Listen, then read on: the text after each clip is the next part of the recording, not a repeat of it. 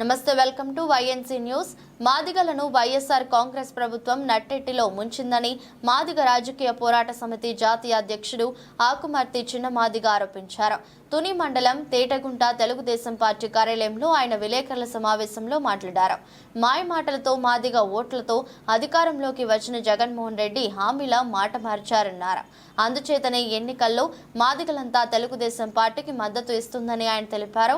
Jaganmohan Reddy SC sub plan నిధులను దారి మళ్లించాలని, ఎస్సీలకు సంబంధించిన 27 పథకాలను రద్దు చేసి ద్రోహం చేశారన్నారు. తెలుగుదేశం పార్టీ సూపర్ 6 పథకాల వల్ల నిరుపేదల ఆర్థిక పురోభివృద్ధికి తోడ్పడుతుందన్నారు.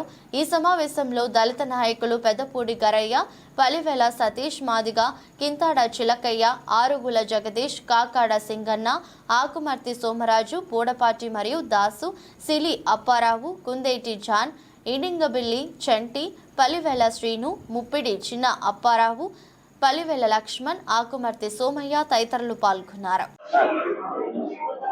మీడియా మిత్రులందరికీ నమస్కారం. నా పేరు ఆకుమర్తి చిన్నమాదిగ. ఈరోజు తుని నియోజకవర్గానికి రావడానికి గల కారణాలు,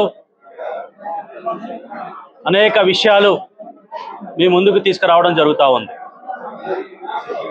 ఆంధ్రప్రదేశ్లో వైఎస్ఆర్ ప్రభుత్వం ఏర్పడిన తర్వాత మాదిగలకు తీవ్ర అన్యాయం జరిగింది. మాదిగలకు రావాల్సిన హక్కులు ఏదైతే ఉన్నాయో వైఎస్ఆర్సీపీ ఏర్పడిన తర్వాత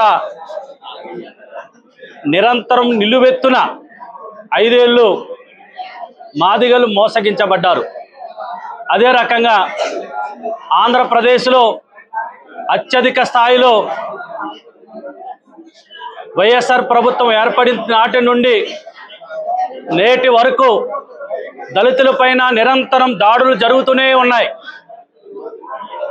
2019లో దళితులకి న్యాయం జరుగుతుందనే ఉద్దేశంతో ఆనాడు తెలుగుదేశం ప్రభుత్వం వీడి వైఎస్ఆర్సీపీ ప్రభుత్వాన్ని గద్దెని ఎక్కించడం కోసం మాలా మాదిగ రెల్లీలందరూ కూడా 95% మంది ఓట్లేస్తే ఆ ఓట్లేసిన ప్రజల్ని నట్టేట ముంచాడు జగన్మోహన్ రెడ్డి గారిని సందర్భంగా తెలియజేస్తా ఉన్నాను.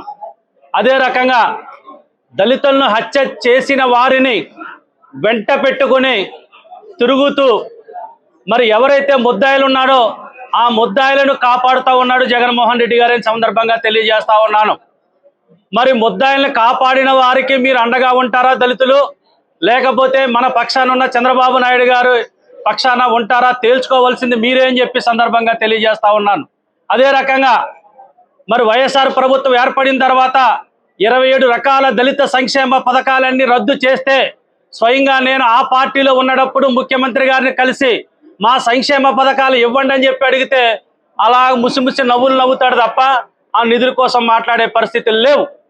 72,000 కోట్ల ఎస్సీ ఎస్టీ సబ్ ప్లాన్ నిధులు దుర్వినియోగం చేస్తే మరి ఎవరు కూడా మాట్లాడలేని పరిస్థితులు లేవు. 29 మంది ఎస్సీ ఎమ్మెల్యేలు ఉంటే కనీసం ఒక్క మాట మరి అసెంబ్లీలో మాట్లాడలేని పరిస్థితులు ఉన్నాయి.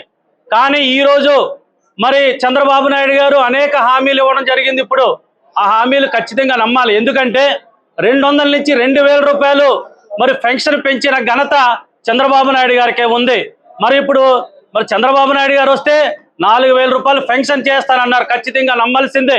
ఎందుకంటే 200 నుంచి 2,000 రూపాయలు పెన్షన్ చేసి మనం అందుకున్నప్పుడు మనం 2,000 మరి ఇప్పుడు 2,000 రూపాయల నుంచి 3,000 రూపాయలు పెంచడానికి 5 ఏళ్ళు పట్టింది జగన్మోహన్ రెడ్డి గారికి. కానీ 200 నుంచి 2,000 రూపాయలు మరి ఆటోలు కానీ చిన్న చిన్న మరి ఏదైతే ఉపాధి అవకాశాలు ఉన్నాయో ప్రతి చదువుకున్న నిరుద్యోగి కూడా ఆ ఉపాధి ద్వారాగా మీ కుటుంబాలని పోషించుకునే పరిస్థితి వచ్చింది. కాబట్టి మరి చంద్రబాబు నాయుడు గారిని మరొకసారి అధికారంలో తీసుకురావడం కోసం ప్రతి ఒక్కరూ కృషి చేయాలని చెప్పి మాదిగల మద్దతు మాత్రం మరి ఎన్డీఏ కూటమి చంద్రబాబు నాయుడు గారు మరి ఇక్కడ ఉండబడే యనమల దివ్య గారిని గెలిపించడానికి తీవ్రంగా కృషి చేస్తాం. వైసీపీకి మాత్రం మాదిగల ఓట్లు అడిగే హక్కు లేదని చెప్పి సందర్భంగా తెలియజేస్తా ఉన్నాం. యనమల రామకృష్ణ గారి నాయకత్వం, యనమల రామకృష్ణ గారి నాయకత్వం. జై యనమల, జై యనమల, చంద్రబాబు గారి నాయకత్వం.